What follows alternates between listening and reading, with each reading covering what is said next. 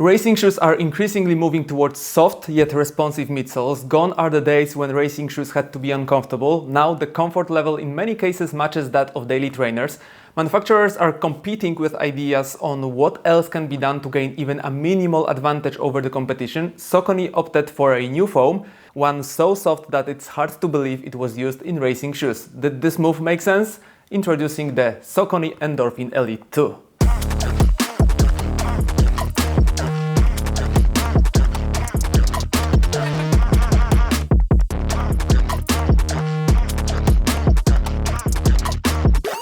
Hi, I'm Michał and I'm an amateur runner who's totally obsessed with running shoes. On this channel you'll find reviews of gear, shoes and various running related topics.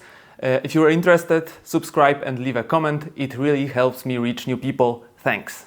Before I get into the running impressions, I should mention that I bought the Saucony Endorphin Elite 2 myself and no one influenced my opinions or saw this material before you. I'm also not affiliated with any shoe store or running shoe brand.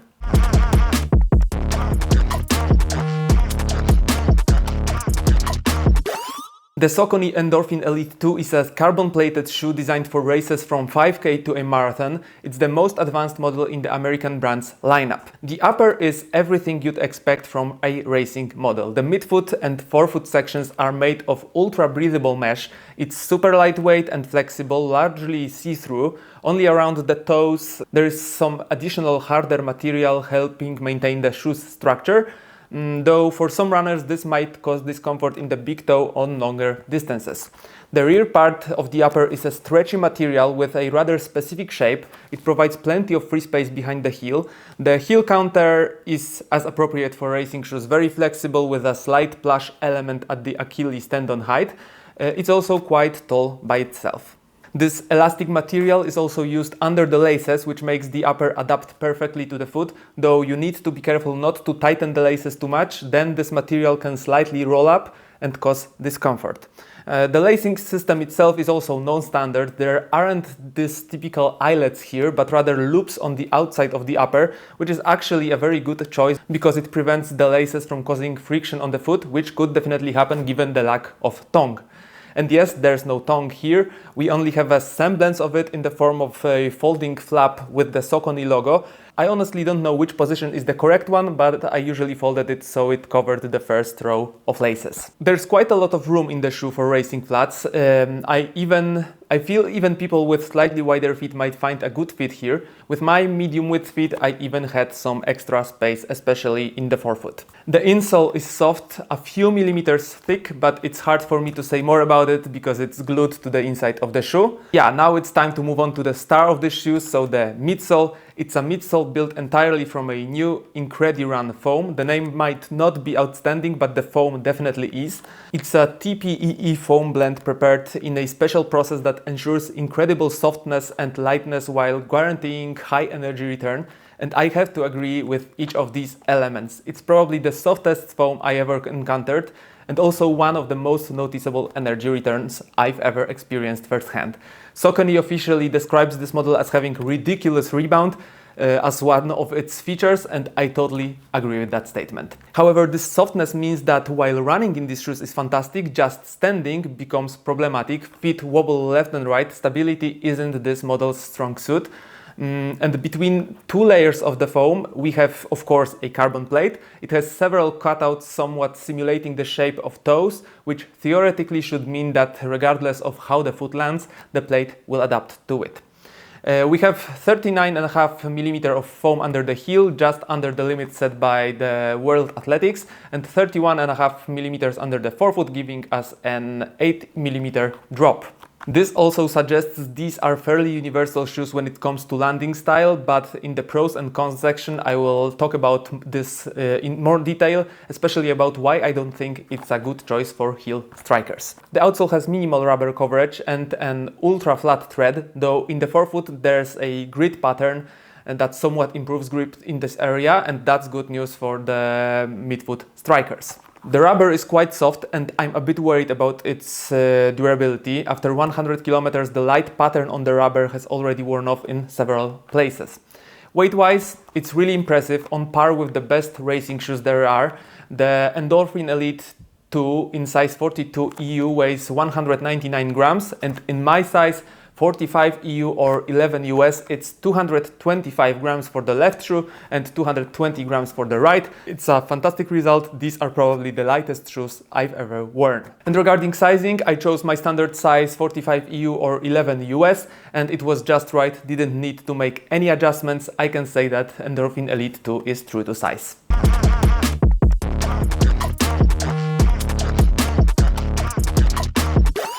Time for running impressions. I've put about 150 kilometers in the Elites, including plenty of quality workouts and 3 races at 5K, 10K and half marathon distances.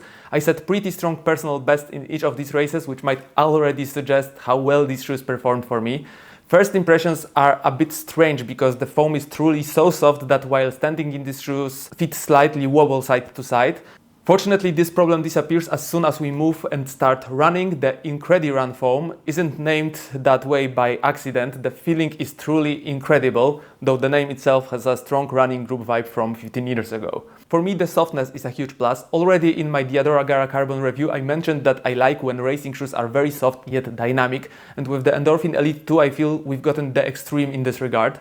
During running, you can feel your foot sinking almost to the street level, but as you begin to push off, the foam quickly rebounds and gives the sensation of bouncing on a trampoline. This is largely thanks to the carbon plate, which helps with proper energy distribution. In these shoes, it's really hard to run slowly. I tried, but even easy kilometers were about 30 seconds per kilometer faster than I intended. They just push me forward so much. This really makes a difference in races because paces that normally really scared me felt much less intimidating here. Even if it didn't provide a physical advantage, it definitely had a strong psychological impact. A big plus is that these positive sensations are almost from the very start of races. With the Diadoras, I needed 3-4 kilometers for the shoes to warm up. Here it's fire from the start, and around 6th or 7th kilometer I felt a kind of a peak point. That's why I think the Endorphin Elite is great for 5-10K, decent for half marathon, but in my case probably wouldn't work for a marathon, and I'll talk about that in the cons section. A big plus, surprisingly, is also the grip. I ran in these shoes in various conditions and didn't have to worry much about slipping, even though the tread here is very flat or race-like. The only problems I had were on asphalt lightly covered with sand or other small stones. There I did occasionally lose traction. Otherwise everything was good, even during sharp turns, and I hit quite a few of those during races and was able to take them without much need for slowing down.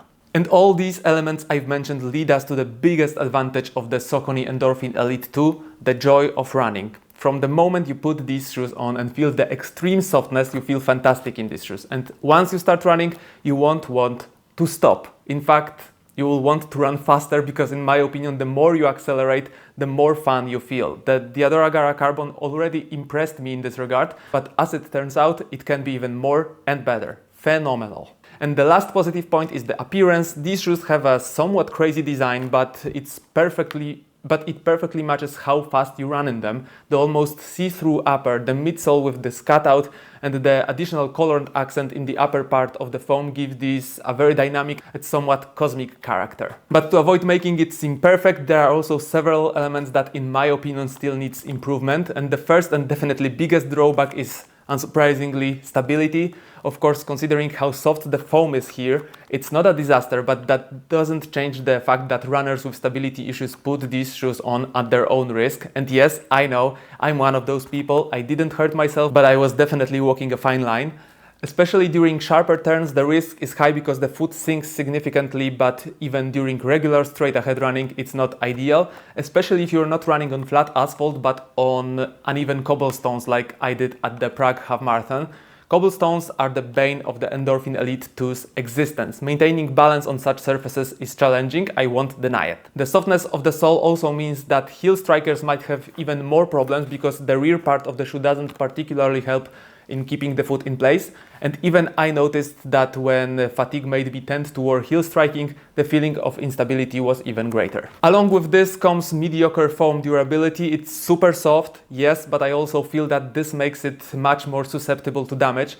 I ran about 150 kilometers in the Elites and already have a visible wear in several places in the foam. From shoes costing $275 or 300 euros, I would expect slightly better performance in this regard. And the last minus is very individual. With my running stride and my leg muscles, I can't imagine running a marathon in these shoes. At this point, the muscles work harder due to how the foam compresses, as well as the lack of stability, and because of this, already by the end of the half marathon, I felt that muscle-wise I couldn't have gone much longer. The shorter the distance, the less of an issue this is, but I'm saying this is a very individual matter, so I'm by no means trying to state that these shoes aren't suitable for marathons. They are not suitable for marathons for me at this moment in time. That's a very big difference.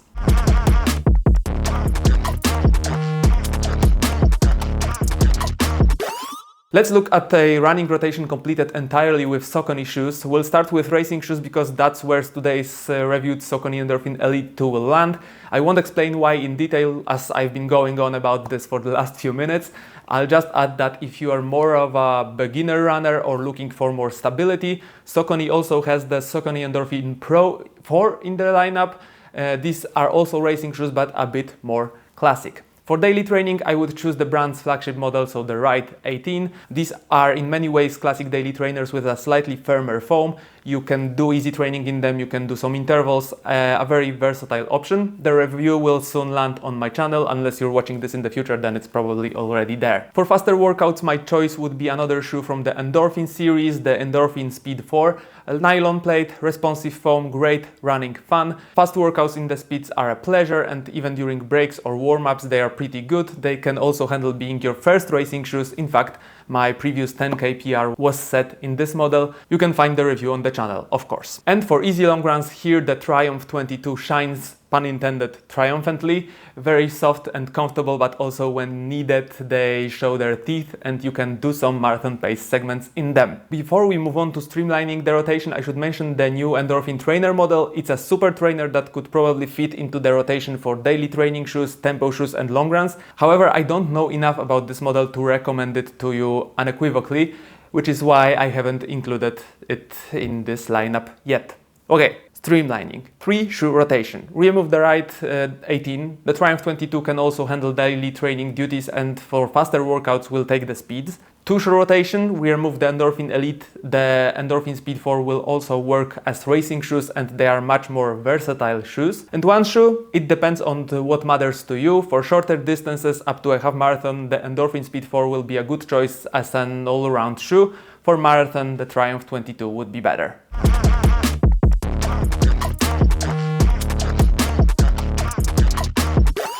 Before we move on to the summary, let's take a quick look at the alternatives. The Saucony Endorphin Elite 2 currently costs $275 or 300 euros. It's a hefty price even for racing shoes, no sugarcoating it. You get an amazing running experience, that's a fact, but the price is still a bit too high. I see 2 alternatives, though at least one of them won't actually be cheaper. Let's start with that one, the Adora Gara Carbon. Very soft racing shoes, very similar running feel, but slightly better stability and a bit more room for the foot. They are also minimally heavier, but look absolutely beautiful. You can get them for $300 or 290 euros. And the second alternative, Asics Metaspeed Sky Paris. It's not exactly the same type of shoe, but they are super light, quite soft and provide a similar running experience. One of the best racing shoes currently available, and here you can save quite a bit as the Asics cost $250 or 250 euros.